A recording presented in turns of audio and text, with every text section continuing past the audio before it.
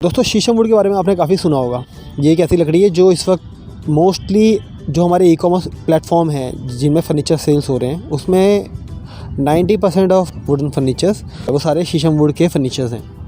तो इससे हमको समझ में आ रहा है कि ऑब्वियसली जो शीशम वुड है, जो रोज़ वुड है, ये काफ़ी ट्रेंडिंग है इस वक्त और मार्केट में जो कस्टमर्स हैं वो एक्चुअल में इस प्रोडक्ट को पसंद करते हैं, तभी वो इस क्वांटिटी में बिक रहे हैं। ऑफ़लाइन स्टोर्स में भी जाएंगे या ऑनलाइन स्टोर्स में जाएंगे तो आपको शीशम के फर्नीचर्स ज़्यादा दिखेंगे।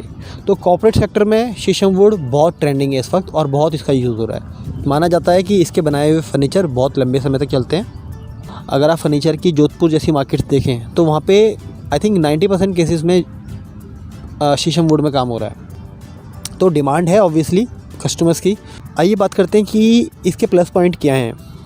सबसे पहले जो शीशम वुड है, शीशम वुड का प्लस पॉइंट ये है कि इसके नेचुरली ग्रेन्स बहुत अच्छे होते हैं। इसका लुक अच्छा आता है।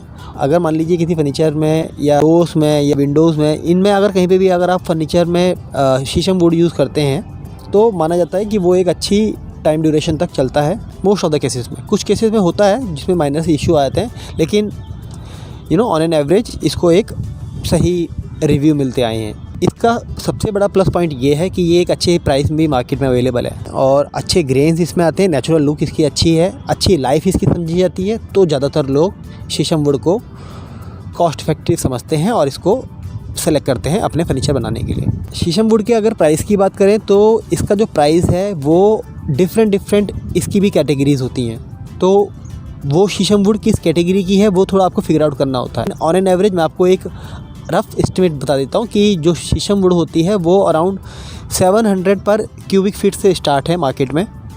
लेकिन नॉर्मली क्या होता है, मोस्ट ऑफ द केसेस में 1000 से 1200 रुपये क्यूबिक फीट की जो शीशम वुड की लकड़ी है उसको चूज़ किया जाता है, क्योंकि इस रेंज में एक अच्छी लकड़ी मिल जाती है।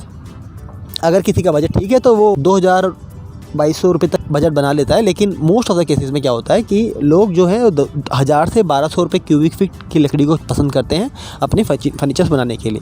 तो अगर आप मैन्युफैक्चरर हैं या अपने फर्नीचर को रोज़ वुड यानी शीशम वुड में बनाने का प्लान कर रहे हैं तो मैं आपको सजेस्ट करूंगा कि 1000 से 1200 रुपये और मैक्सिमम 1400 आपके लिए इनफ है आपके फर्नीचर के लिए। अगर शीशम वुड के नेगेटिव पॉइंट्स की बात करें तो मेरे पर्सनल एक्सपीरियंस में मैंने 100 में से 20% ऑफ द केसेस में 2 इशू शीशम वुड में बहुत ज़्यादा देखे हैं। पहला इशू इसमें क्या रहता है कि इसमें क्रैक्स का इशू मैंने देखा है। जो फर्नीचर हम जोधपुर से इंपोर्ट भी करते हैं या खुद मैन्युफैक्चर भी करते हैं तो उस केस में मैंने क्या देखा है कि इसमें जो इसके क्रैक होते हैं, लकड़ी का फट जाना, उसमें क्रैक आना, ये एक मेजर इशू मैंने इसमें देखा है।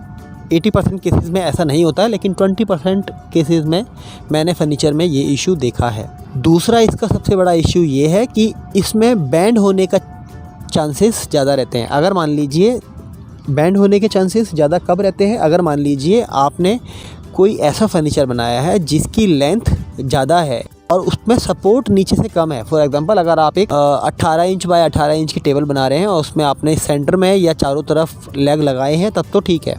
अदरवाइज़ अगर आप एक कोई बड़ी डाइनिंग टेबल टाइप की कोई आइटम बना रहे हैं या बनवा रहे हैं और उसमें बीच में सफिशिएंट सपोर्ट नहीं है तो ये जो इशू है बैंड होने का, ये मोस्ट ऑफ द केसेस में अगर लंबी लेंथ होती है किसी फर्नीचर की या किसी ऐसे आइटम की जो वुडन है, शीशम वुड में बन रहा है और उसकी लेंथ लंबी है, तो उस केस में इसका बैंड होने के चांसेस ज़्यादा होते हैं। तो उस केस में मैं आपको रिकमेंड करूँगा कि अच्छा होगा कि बीच में जैसा भी डिज़ाइन के अकॉर्डिंगली वहाँ पे सपोर्ट दिया जा सकता है, कोई लेग वहाँ पे प्लेस किया जा सकता है तो उसको ज़रूर लगाएं।